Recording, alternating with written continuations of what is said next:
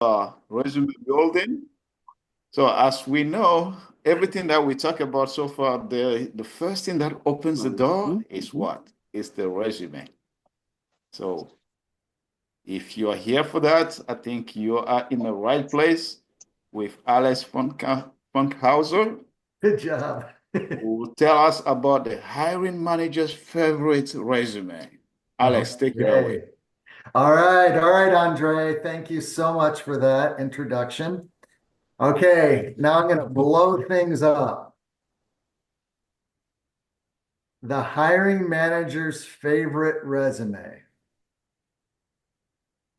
is no resume at all. Okay, nice. Mind Um, blown. why is that? Why is that? Okay. When a hiring manager needs to hire someone, it's typically because that hiring manager has a bunch of work to do and they need help doing it, right? We're going to start with that premise. And they need, they've got a lot of work to do and their own reputation is on the line. They need to deliver for their higher ups. And deciding who they're going to hire is risky business. Seriously, right? Yep. It's actually very risky to hire someone as a hiring manager. Why is it so risky? Because it costs, it's expensive to hire someone. They got to get the money in from the budget. They've got to get the approval. They got to fight for it. They've got a lot of work to do.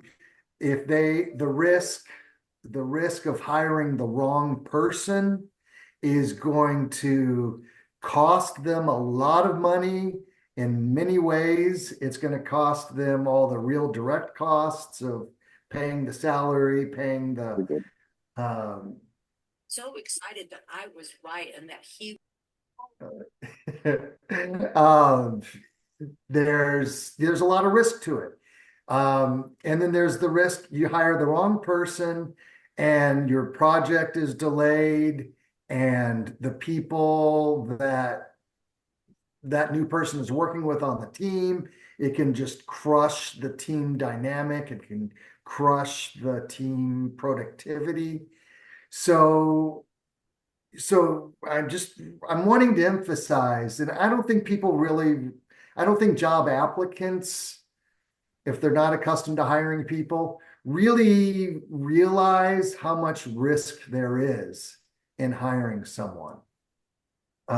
Not even talking about the person that brings the hatchet and the briefcase if it's an online, I mean, if it's an in-person job, crazy stuff out there.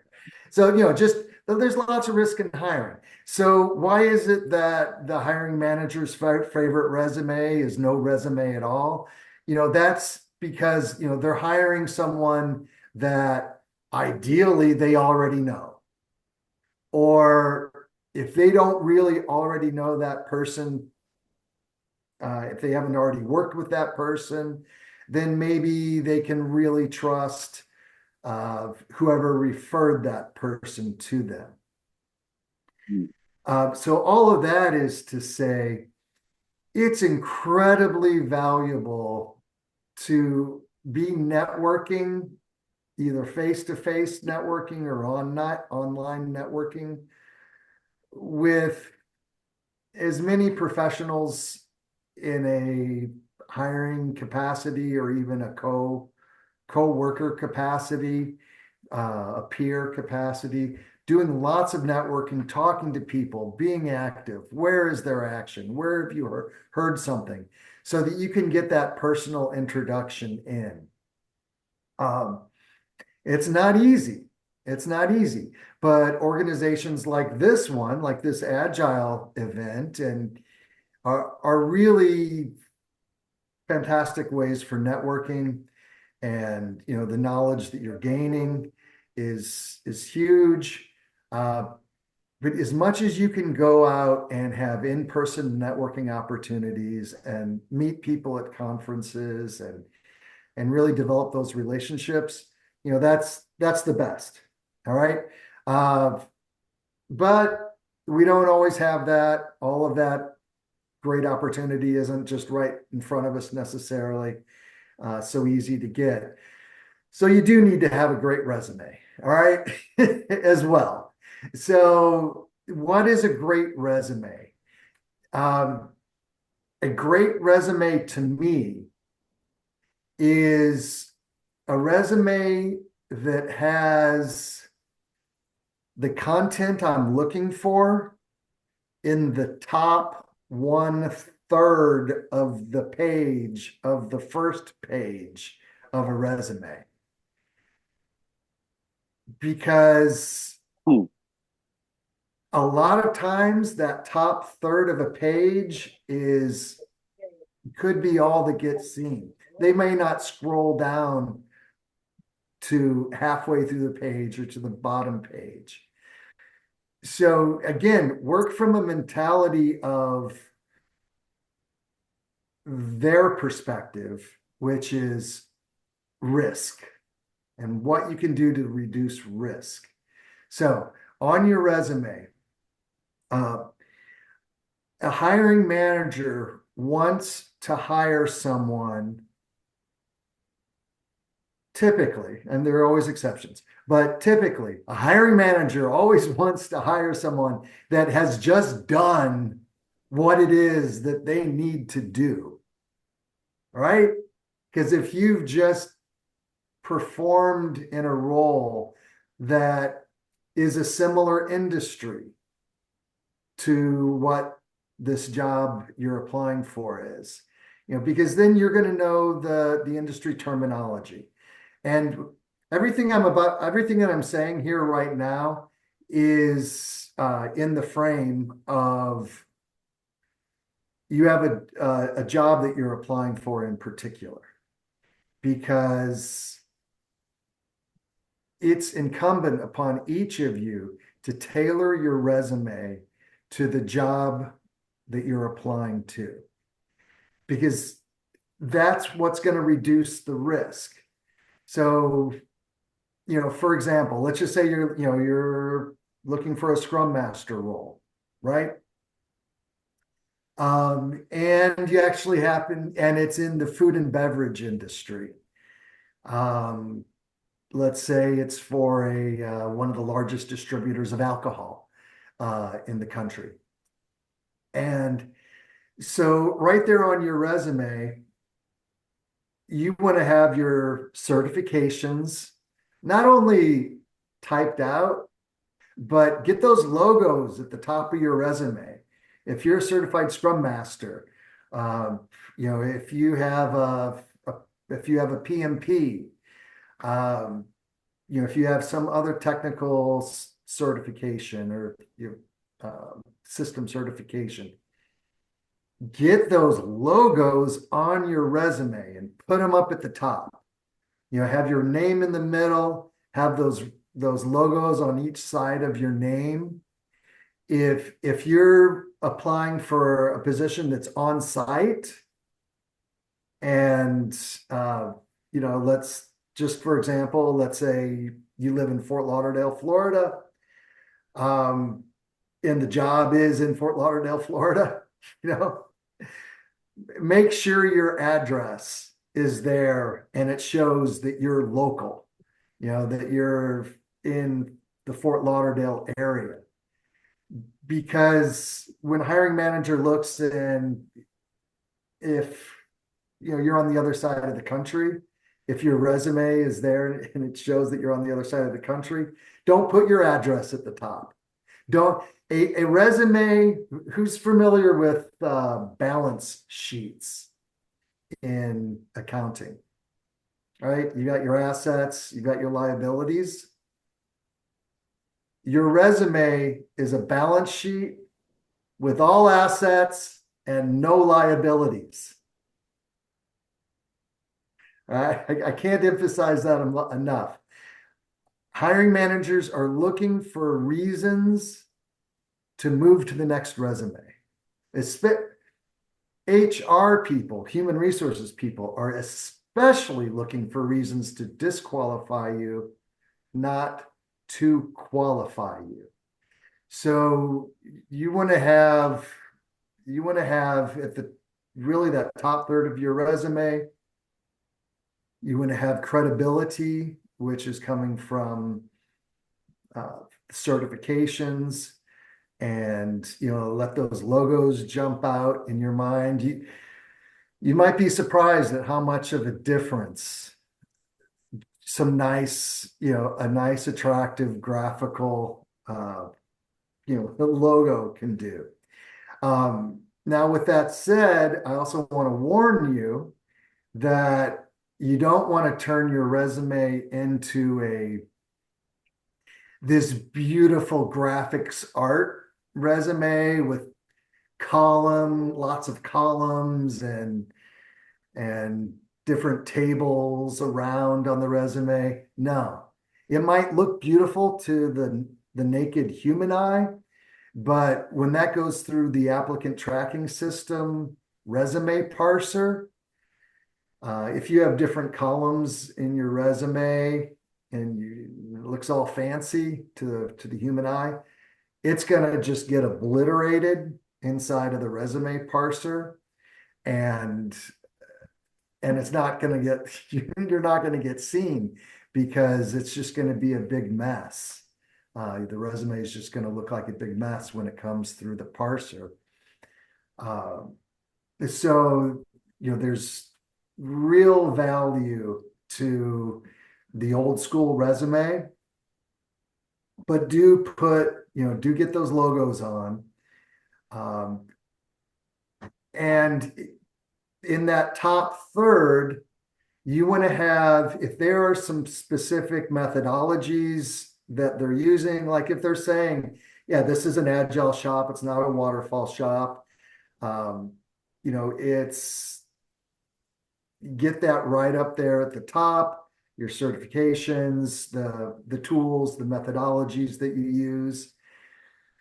And then, if the perfect resume, that the manager wants to see at that point is your most recent job, then have that appearing on your resume at least by the middle of the first page. And the position title that you had in your previous role, if you need to massage it a little bit, just so that it uses the same type of terminology that the hiring company is using, then do that. Look at that job description that they're advertising and look at your own resume and content and see how you can either restate or reprioritize the experience that you had in your most recent role with what appears to be most significant in the job title, in the job description from the client. Okay. Because that reduces risk. That allows the hiring manager to say, okay, great. Okay, they're certified in this. That means they at least have a breadth of knowledge. And, oh, look, they're in the same industry. So I have my industry experience in, hospitality, and that's actually similar to food and beverage. You want to put in as many matching things as you can. But I want to warn everyone, don't do the following. Do not take the job description and put that as your experience. Andrea's laughing. We received a resume the other day that, the resume, it looked pretty good, but when we started reading it, it was just copy. It was a copy of the job description. And I'm like, no, no, no, that's too far. Um, put something that I've found very helpful lately is actually having your resume, having what would be like an unabridged version of your resume. Like you could have a resume that's like a dozen pages long. Now, you would never send a dozen-page resume to an employer. But as you continue in your career, you continue to have more and more experience working with more and more different tools, different industries, different types of projects. You want to keep building that into your master level resume. And then when you see a job description that looks good, tailor your resume, create a new version of your resume, pick and choose which pieces of your past experience are more appropriate, more aligned with the job description. Put the effort in. Put the effort in. If you've got a real view of what this job is about, especially if you've talked to a recruiter about it or you've talked to a friend at the company, not the hiring manager, but you're getting some inside scoop, really prioritize what you've written on your resume, because that's what's going to get seen first. And if they like it, then the manager will keep looking at the different content. And here's an idea I want to share with everyone. Put your own resume content, maybe a bullet point at a time or a paragraph at a time on your resume. Send it through GPT, and see the suggestions that AI may give for restating your experience. I've been so impressed. I've written a lot all my life, and I consider myself to be a pretty good writer. But these days, I don't turn anything in. I don't send anything without running it through AI and just getting another perspective. And it doesn't mean that I'm going to write whatever it is that's spewed out of the AI, but pretty much every time I make adjustments to my own writing because I'm like, wow, that is written so much better. Or, so I think that's really valuable to have that perspective on your resume as well. I'm very happy to field more questions and take specific questions, because what might be really important for you individually, it might be applicable to most everyone else on the call as well. So if anyone. All right, we have Nadia has her hand up. Hey, Yes, Alex. hello again. Hello again. Those are some really great tips. Thanks for sharing that. I'm just curious because I have been out of the workforce for almost 7 months now, and I know that doesn't look as great to some companies, but I am pursuing my MBA, just to be a little bit savvy and, to show them that I am making the best use of my time, my downtime. Should I put my MBA as like a role, or is that too much? So yes, you should put that you're a candidate Okay. for the Masters of Business Administration.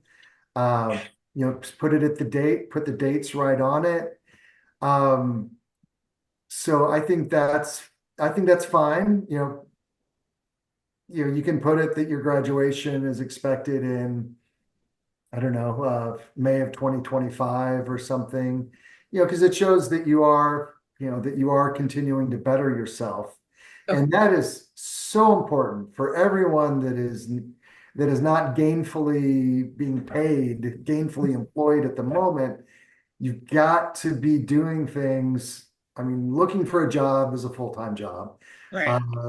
but also bettering yourself is so important because when that hiring manager, wants to know, oh, they've been out for 7 months. What have they been doing? Have they just been hanging out at the beach? Right. Or do they love their career, their profession, and are they doing things to continually, improve it? So yes, include whatever certifications, maybe if you're working on some certifications. Now, obviously, it's better to show things that, yes, it's done, MBA, graduated, it's Mhm. on the resume, super. What I really advise everyone who is in the process of looking for work is to have your own business, your own sole proprietorship, right? You don't need to create a corporation. You don't need to bring on more expenses for yourself with an LLC or any of that. Don't worry about any of that. Right. Just, Nadia Consulting, 2000, uh, March 2024 to present. Okay. Nadia Consulting.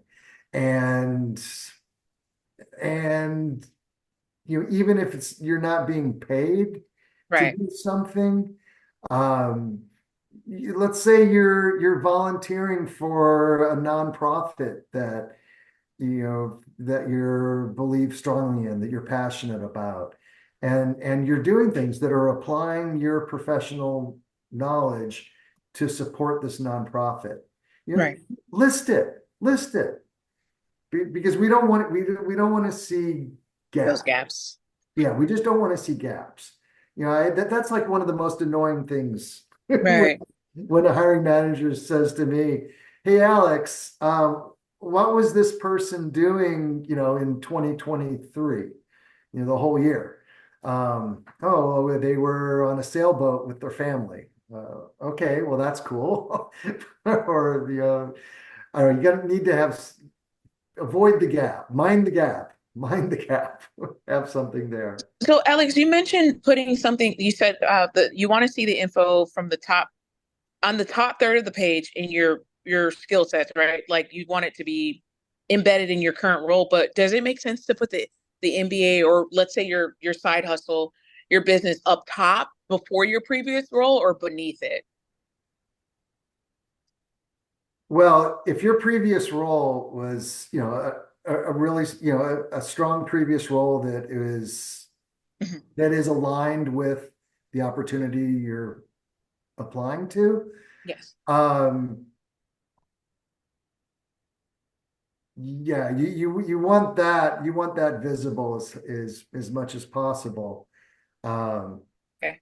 in which case, if that's, in your example that you shared, let's say in March, let's say that finished in March, Mhm. um, just have that March 2024 to present as, Nadia Consulting. And Ah, got it. you don't have to like add a bunch of stuff under it. Mhm. Just Agile Coach Consulting, Okay. boom, Sounds good. to various organizations. Sounds good. Thank you so much. Yeah, good stuff.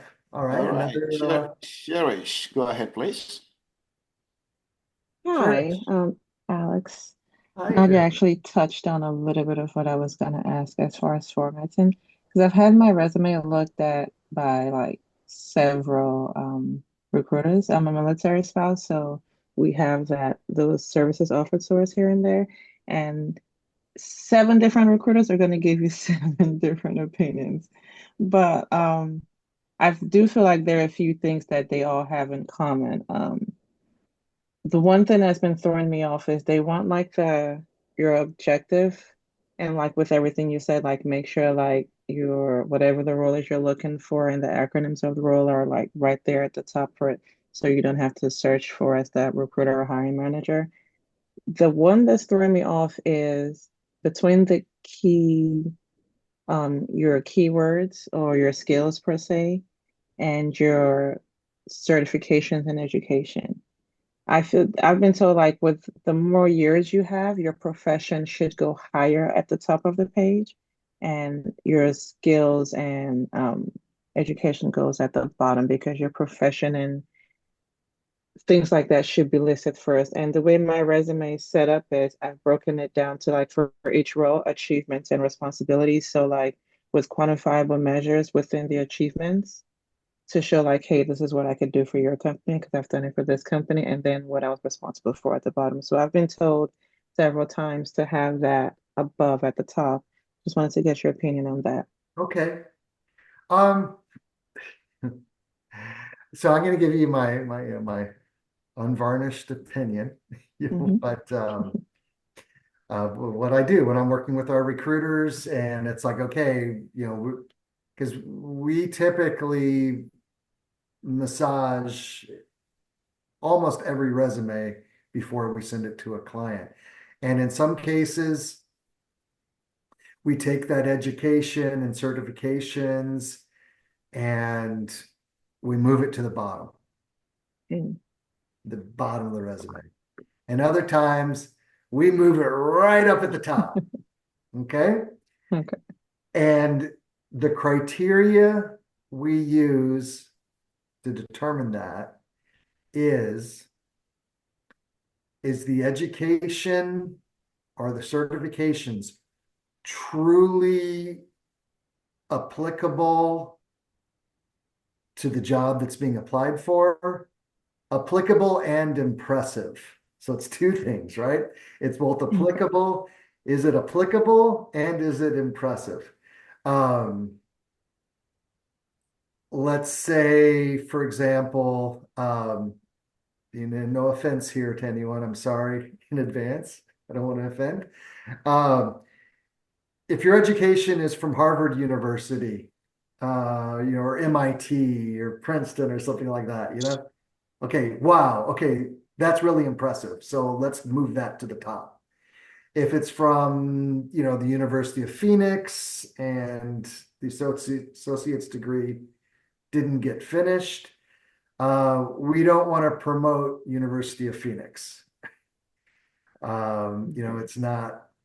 It's not gonna make the hiring manager go, wow.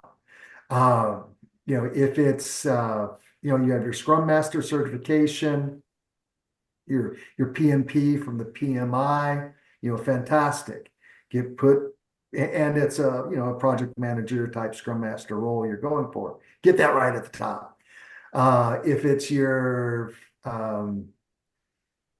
Novell certification because you used to be into networking,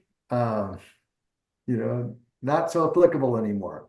Good to have it in your background, but just leave it in the background, put it at the bottom, include it because, maybe you're doing an infrastructure project and, as a project manager, or contributor, it's actually really valuable to have had that infrastructure, networking, systems administration type experience. So, the certification would be a good thing, to move up. Okay. So did that, how'd that sound No, for it helps. So it's basically based on the important, but what they're looking for the role, basically. So it could be 10 Scrum Master roles, but each role or each hiring manager could be more focused on a different thing. So cater my resume to what I feel the job is speaking to. Yeah, it's so important. It's so important. And I have to tell you, very few candidates are willing to do it. Our job, kind of our job as a recruiting firm, our job is to market you, to package your skills together and present it in such a way that we know that the customer wants to see it. We know what the client wants. So a lot of times we'll receive your resume and we'll say, okay, this looks pretty good, but if we really want to make this pop, because one, the hiring manager is going to look at it if it's coming from from a recruiting company because they're actually going to be paying. So it helps you from that perspective because also the recruiter can give you a lot more information about a particular job. So that's all really valuable.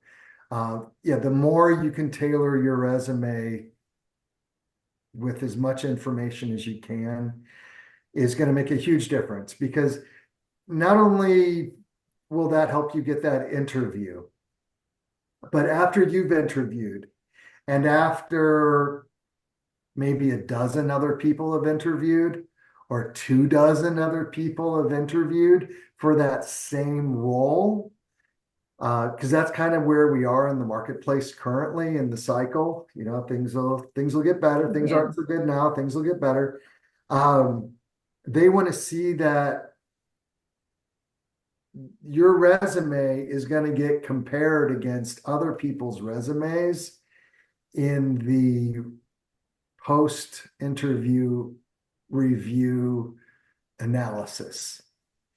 And one person interviewed you, or two people interviewed you, but several other people in the decision process, are reviewing the resumes of the top 5 candidates under consideration.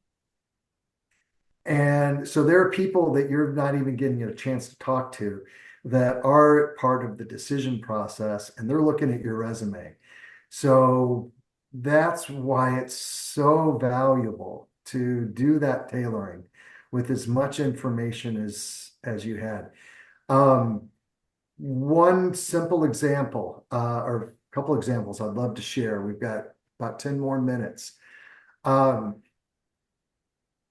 you're looking for a role that,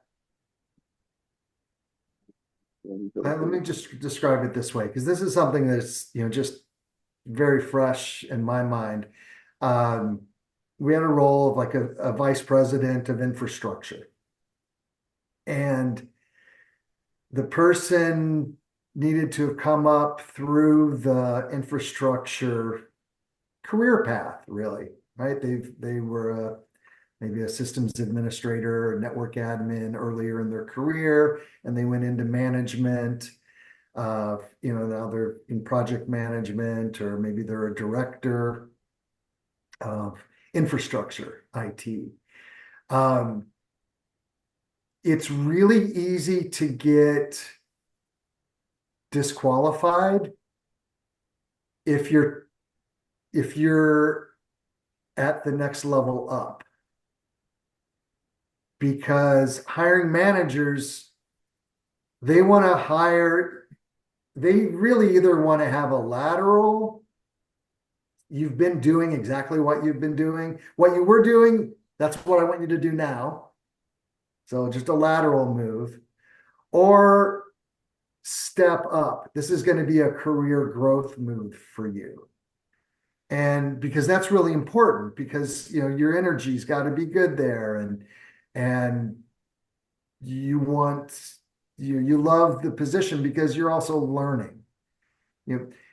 I see so many candidates get rejected because they have this level of experience and the position is only at this level. So maybe they've been a VP and they've covered infrastructure and development, and systems. If the position is really only about infrastructure, then they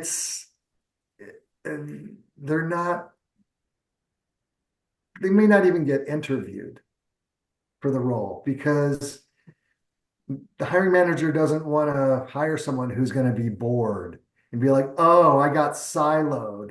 I'm only able to do this amount when my last job I was doing all of these different things. It's really important to have that perspective, to understand that, because even it's really hard for recruiters to deal with it, because they look at the experience you have on your resume and they're like, oh my God, they've done it. They've done everything. They can do this too. But if they've done too much at a higher level, then you're not as good of a candidate that's just needs to work in this silo. Did that come across well? Did that make sense? Yes. Thank you. I appreciate that. So that's another aspect of tailoring your resume um, to where you're focused in. If you know what that job opportunity is, man, just focus your resume in on it. Um, of course, there's always pros and cons to that, um, but you would have the opportunity to bring that out in an interview. You did actually have other senior level experience as well. Uh, but again, bring it back. Think as an accountant. Your resume is a balance sheet with all assets and no liabilities, right? Because that's what you need to get your foot in the door, get that first interview happening to keep you moving. All right.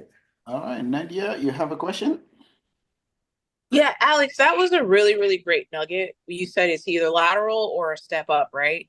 Um, but what I'm finding is like if I apply for like more junior roles, I could get hired tomorrow. So what are you supposed to do with that? Because where I'm at right now as a project manager, that would be considered mid-level to senior. Okay. But what I'm finding is, like you said, there's a lot of competition. So how do you stand out? I mean, you gave a lot of great nuggets on the resume, but let's say you're in that top five. How do you stand out when you're in that top five? So you're in the running for like a senior project management role, Nadia? Well, a lot of roles Or that even I've like been a applying, BA, like a business analyst role. no, mid to senior is what I've been applying because, like you said, Right, that's what I have experience for. Yeah. right. But what if there's a junior project management role? Oh, I Like, could get hired today because they see the experience, they like it. And I think for them, I could just hit the ground running, less training. So those are usually No good, right? Right. sorry. and that can be in a consulting role, Mhm. in a contracting role, that when the hiring manager is hiring a contractor and it's just something that needs to get knocked out, we need to get this done, knock it Right, out. This project has to get completed and right. it's done. And you're not expecting the job to go on because it's a contract. Mm. Then that's fine, actually. Okay. You may be overqualified, but you're not trying to get in as you're not going through the whole human resources consideration of, oh, will this person be a good long-term fit for us? Yeah. They just need a hired gun to come in and shoot it up, bake that cake, cook it up. So what to do in that case, Nadia? What do you think? I What's the best way? I mean, I just don't know what to do because I often do get into like the final stages, and then the response I always get is that it was really, really hard. You were our top two, but we went with someone else. And when I ask for feedback, of course, they're not going to give it.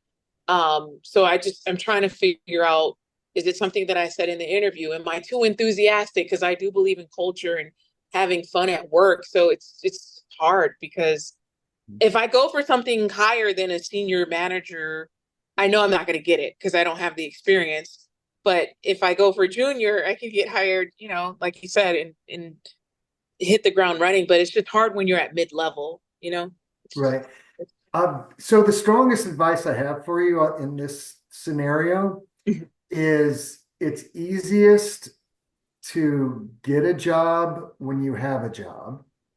Wow. I didn't know that. That's just it's this psyche, it's this thing that's in human beings' minds that if you are currently being paid by someone, then then they're willing to pay even more for that other person. Yeah, it's truly a thing. Thanks, Oh, Julie. no, I didn't know that. Thanks. So it's really good to have, it's best to to have the best time to look for a job is when you have a job.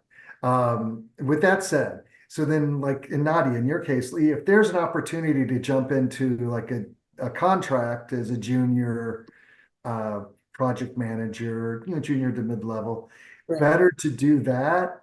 And then because when you're in it, you're collaborating and working with people within the company and outside of the company, even depending on what it is that you need to do. Right. So you're interacting with all of these people that are interacting with other people, and you can communicate to them, hey, I'm looking for this, this is a short-term contract and I'm looking for more afterwards. You have the real opportunity to prove yourself Mhm. and then, get hired in to that company that you've just been maybe a part-time, or you were a mid-level project manager, but now Right. a senior project manager position is opening and you've proven yourself. So then, you're right there to make the application and get that great full-time role you're looking for. Okay.